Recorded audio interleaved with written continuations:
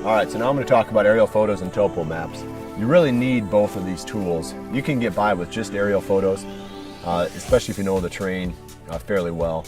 But if you're going into an area where you don't know the terrain very well, you definitely want the topo maps too, because you're going to find some types or some stand locations on the topo map that you wouldn't find on just the aerial photo alone. And the topographical maps obviously show the topography, and you can see that from the contour lines on the map. And you can see some of the more subtle breaks in the terrain that you would have a really hard time seeing on the aerial photo, which, as the name implies, is just a photograph taken from overhead. So the aerial photo does a really nice job of showing where the cover's at. And there's some shading, if you look at the aerial photo, so you can actually see almost three-dimensionally what the land looks like too. So let's start with looking at some of the features on the aerial photo. Sometimes you can see the ditches and you can see the draws because of the shadowing. So you know when you've got ditches, and now you can start looking at the aerial photo and you can say, well, if I sneak in on this side of the field and the wind's blowing this way, you can kind of get the big picture view of what you're dealing with. So even though I know the farm really well and I've hunted here for quite a number of years, I still use aerial photos just continuously during the hunting season. Okay, so now let's jump into the topographical maps. These are a little bit less intuitive. It's pretty easy to figure out what's going on with an aerial photo, but with a topo map, we've got all these squiggly lines on there.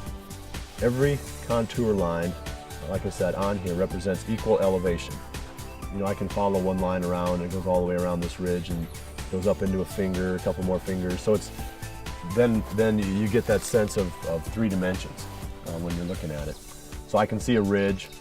The contour lines are a long ways apart.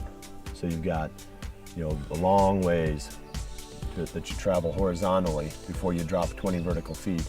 And then you'll find other spots where the contour lines are really close together. And when you see that, that means that you're on a steep slope. When the contour lines are far apart, you're either on a flat or you're on a ridge, either a bottom or a ridge top or whatever, a flat area. And when you see the contour lines really close together, that means that you're on a steep area. So you can also use the topographical maps to determine, like this stand here, where we're up high on the bluff or on this ridge, where our scent can blow out over the deer on the downwind side. You can look at a topo map and you can see spots that are like that, where the slopes are steep enough, where you realize that, hey, if I set my stand right here, the wind is going to carry my scent over the top of the deer. So there's a lot of things to pick up on a topo map. Just don't get intimidated by all these lines. Once you've had a chance to study it, and it'll start to click, and then you'll start seeing, you'll almost be able to see things in three dimensions when you look at the topo map. There's another feature of the terrain that we can pick off these topo maps too, and that's the creeks and the seasonal waterways. The creeks that carry water most of the year are going to be solid blue lines. In fact, almost all the creeks in the area where I hunt are seasonal creeks. So they're represented by dashed blue lines. And we don't have anything around this area that just flows all the time. But the creeks and ditches on the topo maps represent another piece of information that's really useful. If you find an S-bend in a creek, that usually is going to reveal a good stand location. And the reason is, whenever the creek makes a bend, it makes a high bank on the outside of the bend because of the erosion. It cuts into the soil on that side, and then when it cuts across and makes a bend in the other direction, it cuts into the soil on that side. So you've got these high banks.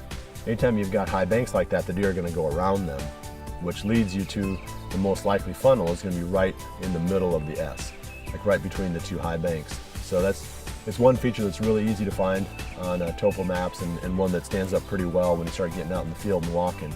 You'll find these natural funnels right in those locations in the middle of an S bend.